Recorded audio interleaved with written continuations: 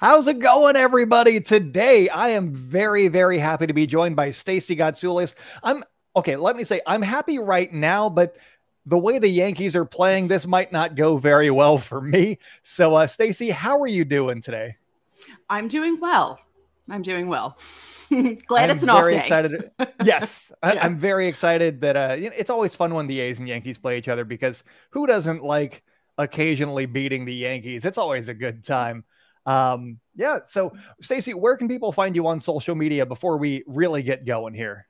You can find me at Locked On Yankees, all one word, if you want to see what I do over there. Stace Gotts, which is on your screen if you're watching this. STACEGOTS, because my full name is too long. And that's pretty much it, And then Instagram, same thing. Locked On Yankees, all one word.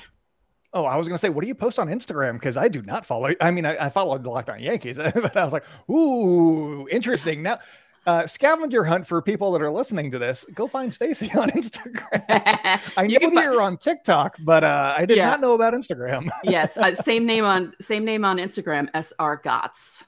Yeah, gotcha. Mm-hmm. And for Yankees fans that are listening to this, seeing this, I guess, on YouTube, my handle is right in front of you. It's at @byJasonB on Twitter, and also in the Green Room app if you guys want to ever pop in for a conversation.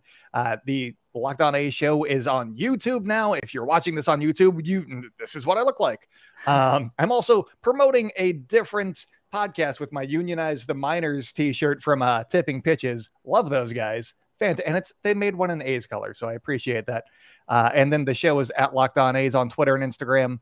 And if you guys got any questions for us, lockedonathletics@gmail.com. But let's get into this series. Today, we're going to be talking about just what's been going on with each team, the storylines heading into this series, and then a little bit about which matchups we're looking forward to. We'll get you guys ready for the series, the pitching matchups, and then what we think is going to happen in this series.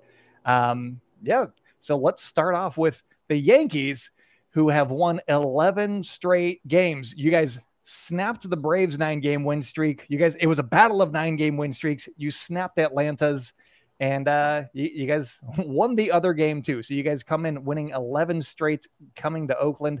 What's been going different for you guys? Is it just the trade acquisitions? Has it been just the team picking it up overall? What's been going on? They are winning the games that they would have lost a month and a half ago. They would have lost that game last night on a Tuesday night with Chapman getting the bases loaded. Yeah. It's amazing how different the team's fortune is compared to even a month ago, because things started really kicking in around July 26th, July 27th. And since then, they've been on a bit of a roll.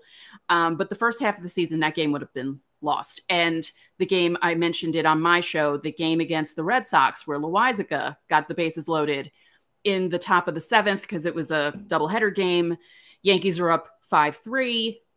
If it were a month ago, Boston would have hit a grand slam. Yankees would have lost in awful fashion. Just things are going right for them for the first time pretty much all season in a steady... Sorry, something almost just fell on my setup. What timing on that one? Steady. I saw out of the corner of my lazy eye. Thank God it wanders sometimes. They would have lost that game as well. So it's just, a lot of things are going right. Joey Gallo and Anthony Rizzo were good acquisitions. Rizzo was a shock. I wasn't expecting Rizzo. Gallo had always been attached to the Yankees. He was always someone that they thought they were going to get. So that wasn't a surprising move. But even just adding those guys to the lineup, just seeing their names in the lineup and seeing how long it makes that lineup now, and throwing lefties in between Judge and Stanton, or Voit and Judge, or, it just breaks up the lineup a lot and makes it a lot more balanced. And the bullpen isn't collapsing as much as it was, say, a month and a half ago. So, I mean, occasionally, but again, they're winning the games that they weren't winning in the beginning of the season. That's basically what's happening right now. That's unexplainable. Yes. It's got to be nice after, scuffling for the first 3 months of the season or so.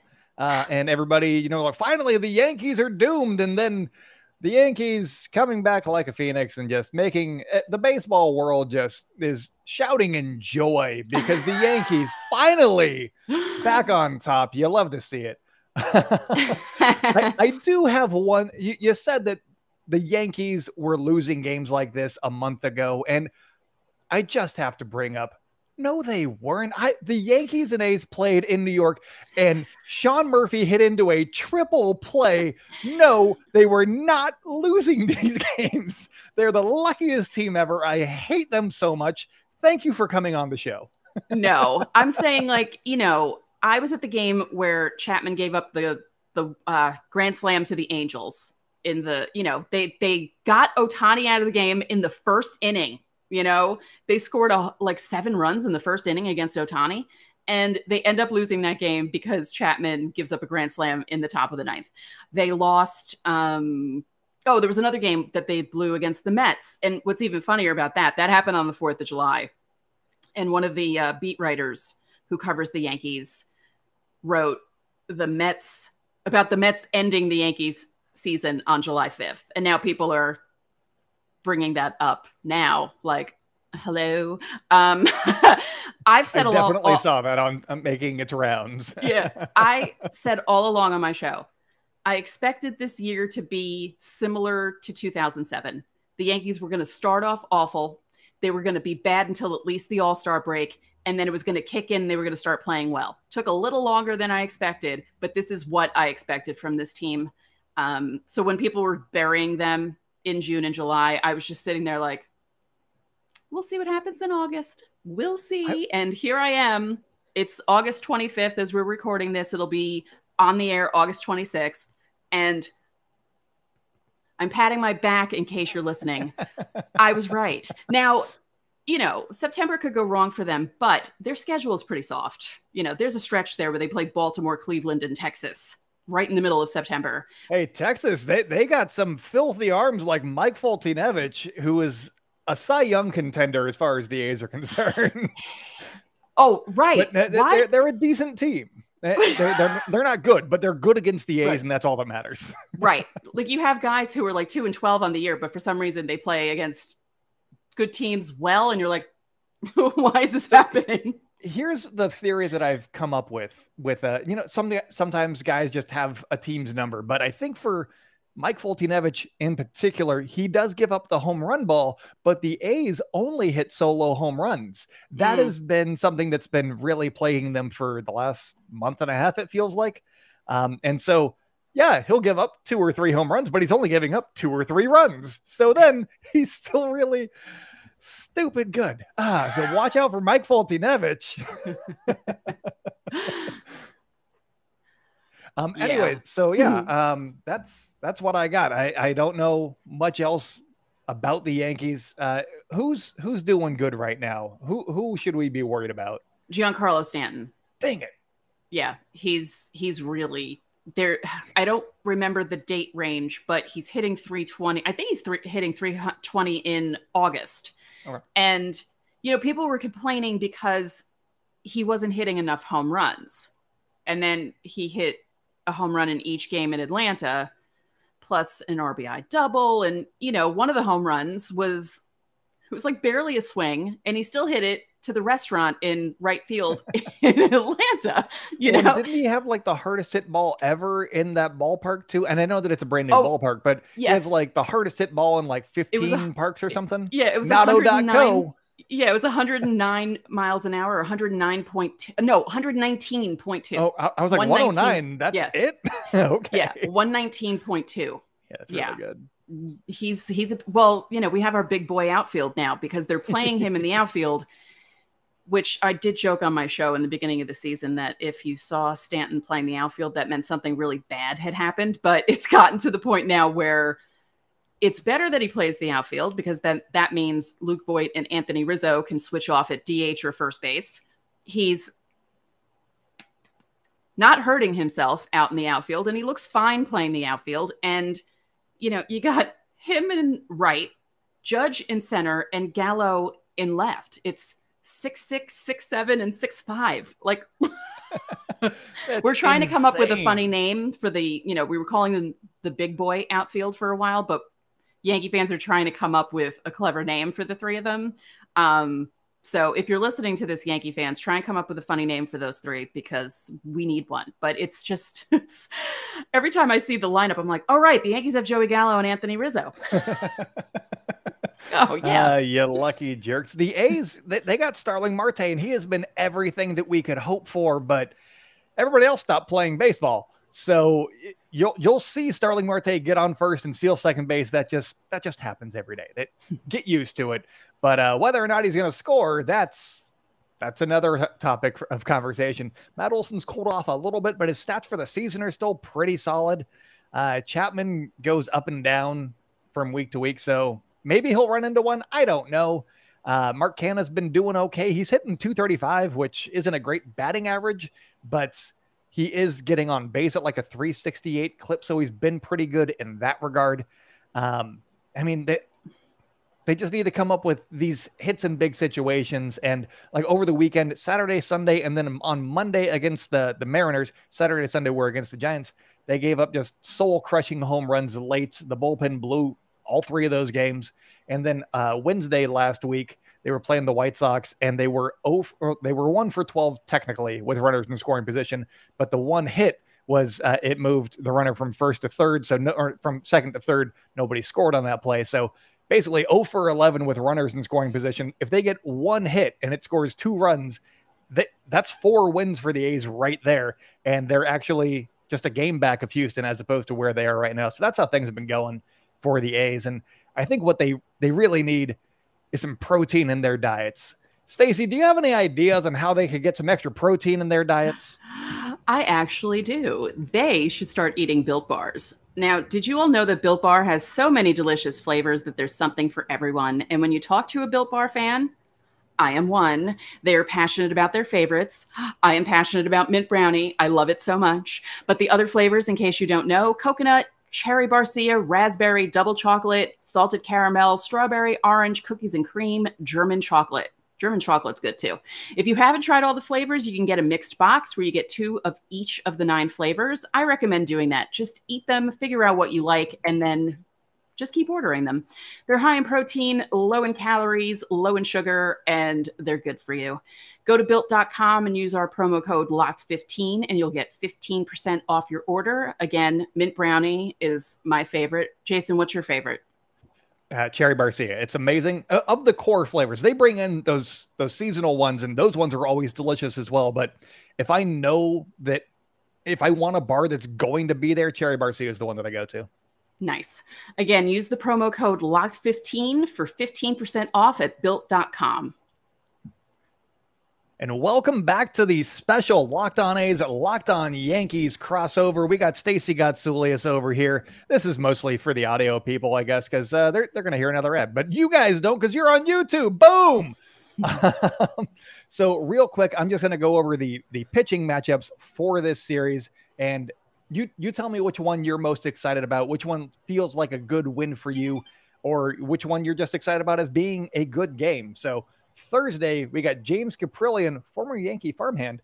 How's Sonny Gregg doing?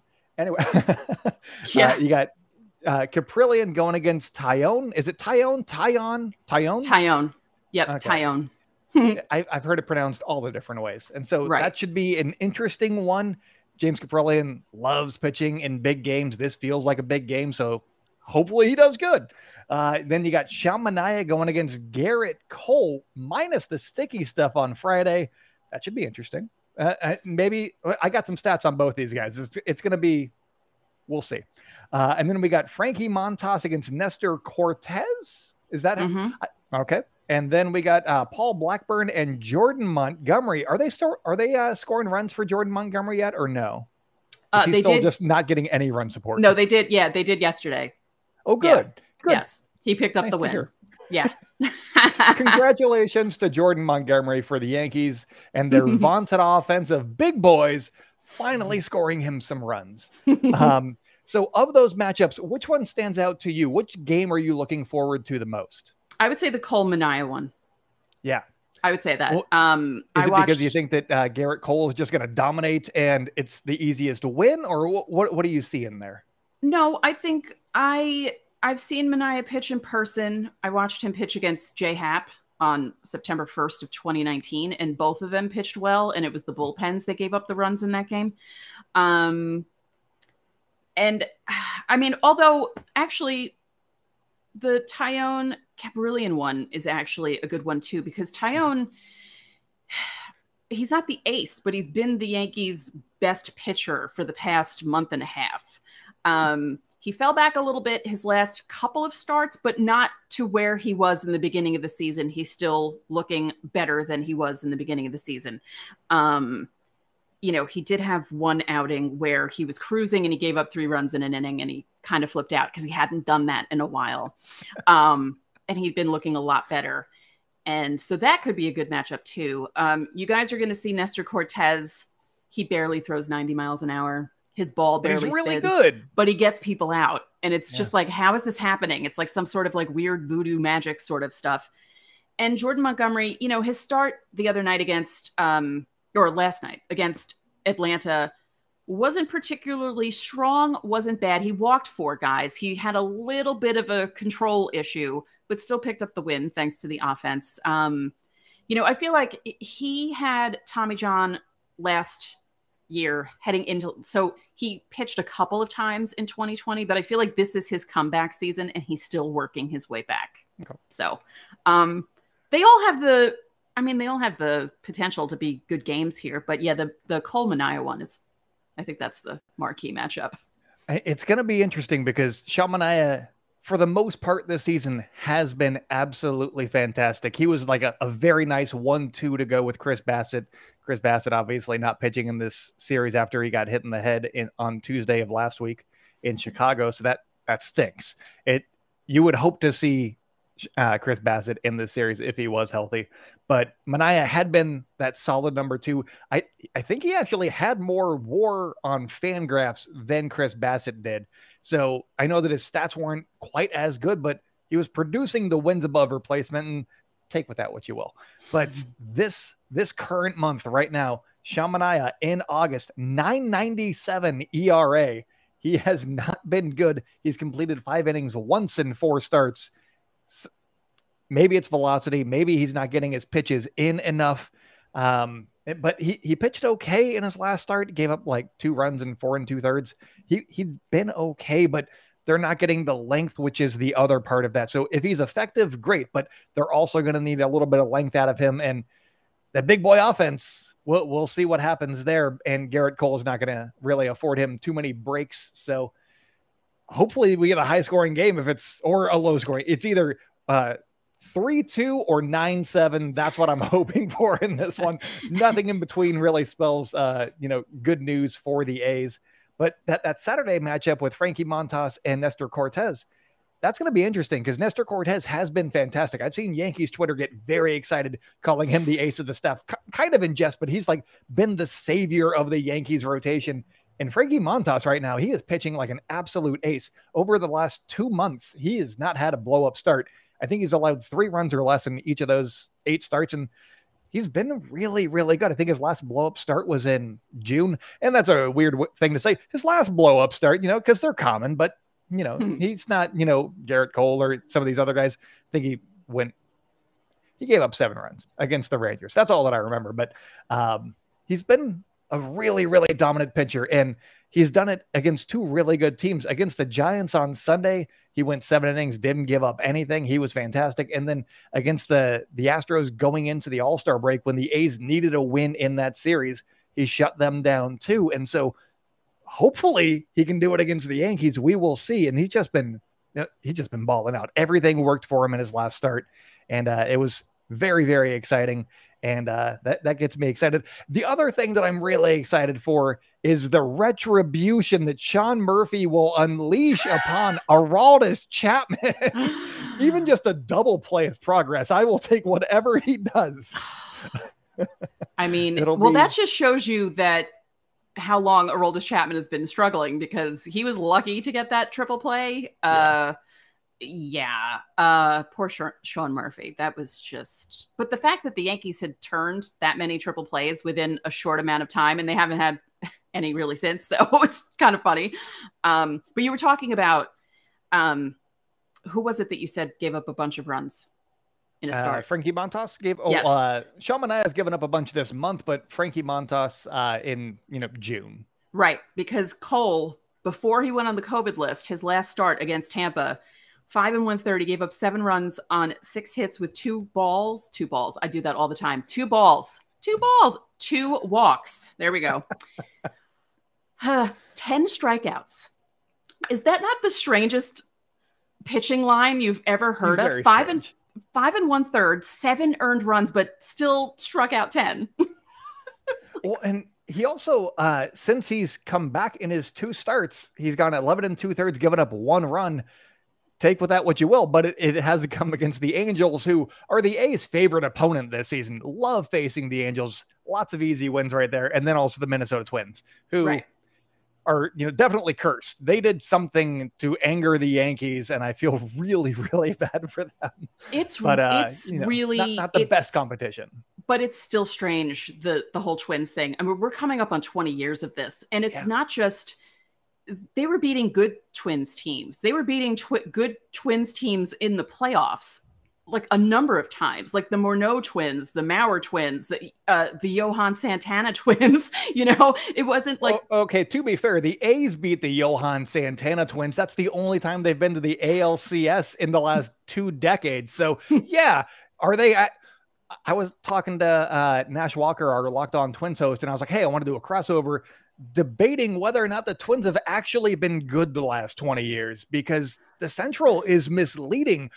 It's cyclical. You see Cleveland come up and then they're dominant, but then they get bounced. They made it to the World Series that one year, and that was a really fun year, but didn't really advance too far after that. The Twins didn't do it. The White Sox got bounced. Is it just that there's one team basically that can compete with you, and then they're usually, somebody falls apart, and then the other, 3 teams suck. And so we value them a lot higher because they're like, they were a 97 win team, but they're playing, the Tigers and the Royals, and they're just beating up on like 3 Baltimore Orioles teams. And you're like, well, how good are they? And the White Sox series, I know that the A's lost 3 out of 4, but they should have won probably 3 out of 4 of those games. They get, some hits in certain situations, some other things. They seemed beatable. They weren't flawless on defense. They weren't necessarily the beast that I thought they would be. And I know that they're just getting people back from injury, but they don't seem like they've hit their stride yet. So, well, the one thing about the White Sox that White Sox fans were mentioning is that they have trouble against good teams. So you'll see them. I mean, the Yankees beat them 5 out of 6. If it wasn't for Zach Britton throwing a cookie over the plate to Tim Anderson, they would have swept that series too. So, I know, like you said, they're getting people back. They'll be more like full strength when they approach the playoffs. But I don't know. If the pitching doesn't do as well as people expect it to do, because the Yankees were hitting Giolito and Cease and got big hits off Hendricks and Kimbrel. So, if they're making it to the playoffs and, they face a team like the Rays, I mean, the Rays might destroy them. You never know, I mean, we'll see. So I think that what we're both saying is we're not necessarily betting on any team from the Central, but it is that time of year again, and all eyes are now turning to football as teams are back on the gridiron to start the football season. As always, BetOnline is your #1 spot for all pro and college football action this season, and you can get updated odds, props, and contests, including online's biggest $500,000 NFL mega contest and the world's largest $200,000 NFL Survivor contest, open now at BetOnline. I love a good Survivor contest. I love Survivor the show. I love NFL Survivor contests. They're always a lot of fun. And if you want to get in on some of this action, all you got to do is head on over to their website or use your mobile device to sign up today and receive a 100% welcome bonus. Read what's in front of you, Jason, not what's in your memory. Be sure to take advantage of their opening day super promo, and that is when you make a bet on Thursday, September 9th. That is the season opener between the Super Bowl champion Tampa Bay Buccaneers and the Dallas Cowboys. If you lose that bet, your wager will be refunded up to $25. And this is for new customers only when signing up and using promo code NFL100. BetOnline is the fastest and easiest way to bet all your favorite sports, from football, basketball, boxing, right to your favorite Vegas casino games. Don't wait and take advantage of all the great offers for the 2021 season. BetOnline, your online sportsbook experts.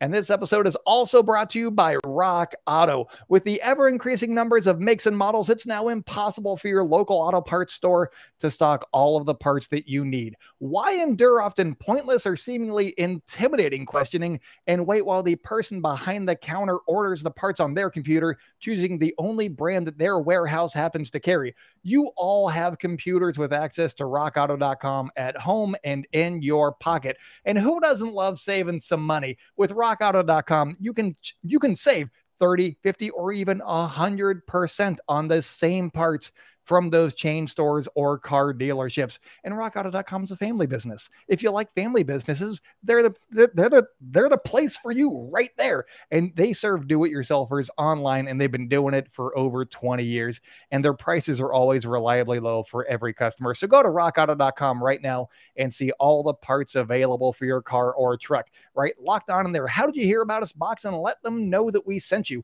Amazing selection, reliably low prices, all the parts your car will ever need. rockauto.com. Whew, that was fun. All right, let's get back into it. I was smiling the whole time because I was doing the copy in my head while you were doing it. I had the ad read up. I could not see what was going on. I assumed that you were going to try and make me laugh, but I was on a different browser. So anyways, welcome back to this special crossover edition of the Locked On A's and the Locked On Yankees podcast. I am joined by Stacey Gotsulias. Stacey, one more time, where can people find you on social media? Find me at Locked On Yankees, all one word, on Instagram and Twitter. You can find me at Stace Gotts on Twitter, Stace Gotts in the Spotify Green Room, if I ever remember to do it. And you can find me on Instagram at SR Gotts if you want to see my personal stuff. It's really a lot of food now because I got into cooking. That's a new thing with me. So it's more about cooking and working out. That's my new thing this year. It felt like you were trying to do my radio voice for a second there. I was like, are you making fun of me to my face, Stacey? I went to school for broadcasting. I sometimes kick into the radio voice. I do. I didn't realize that I had one until my sister brought it up. She was like, did you just do your podcast voice at me? I'm like, oh, I have a different one. I totally did. Yes. It was discouraging, I guess.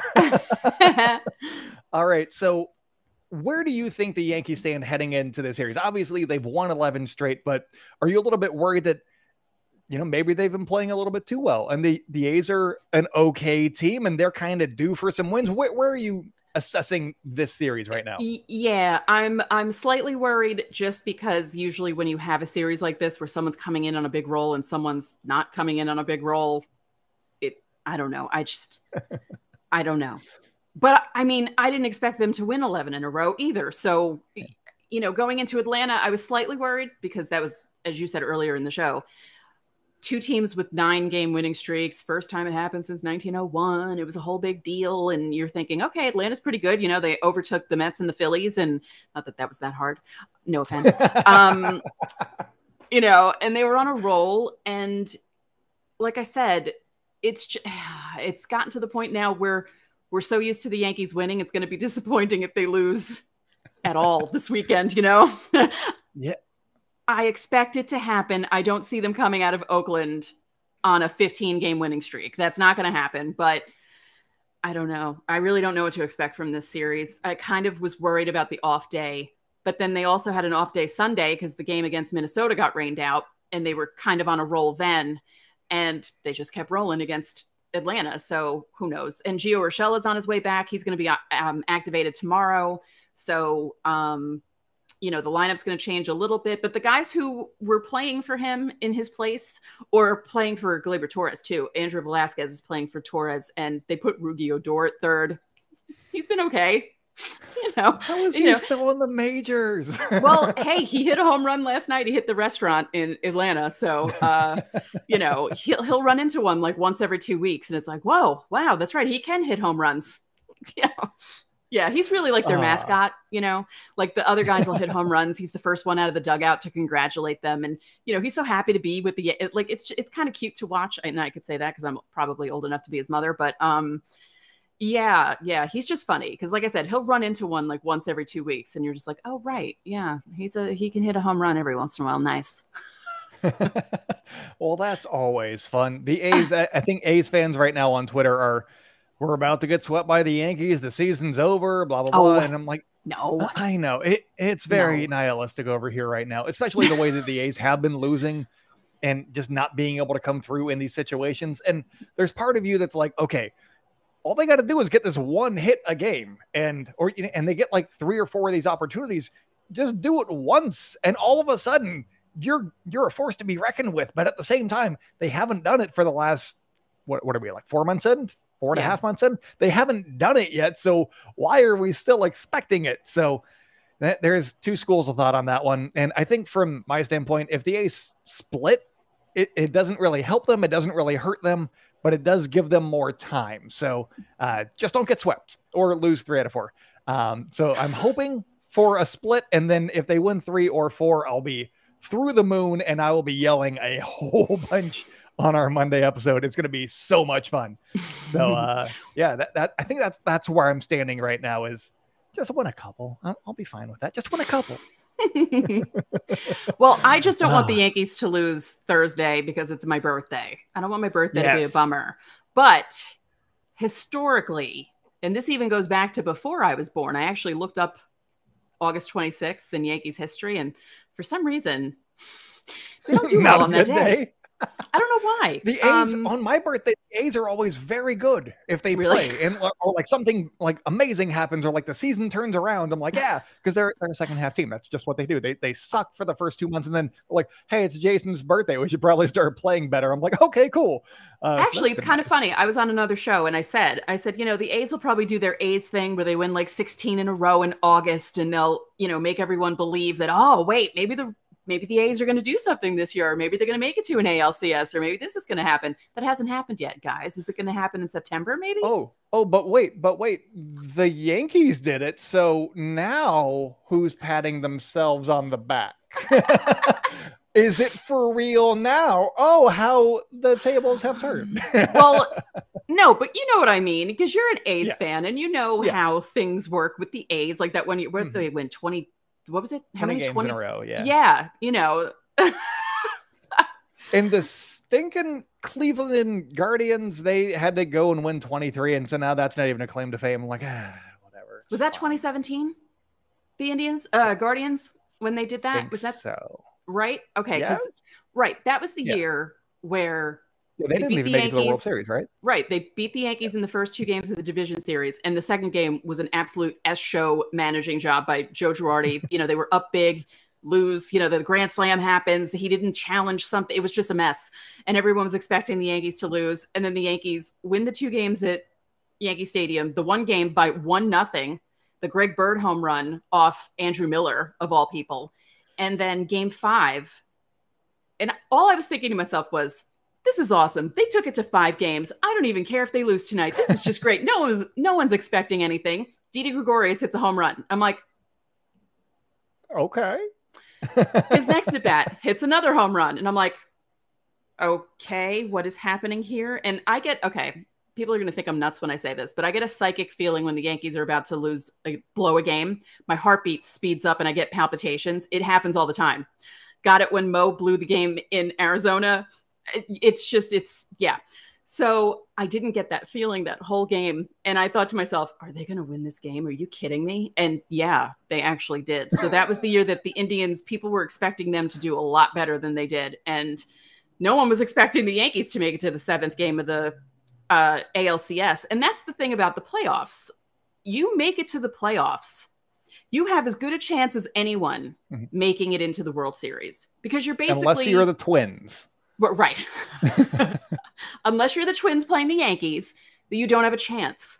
But most other teams have a very good chance because you start at 0. Everything, you know, regular season's thrown out the window, because a lot of times people say, oh, this team beat up on this team in the regular season. And then you'll see the team that was beat up on sweep them out of the playoffs. And it's like, Did a switch? I mean, turn? hey, look, we don't need to relitigate the 2020 ALDS. It's okay. I remember what happened last year with the A's and the Astros.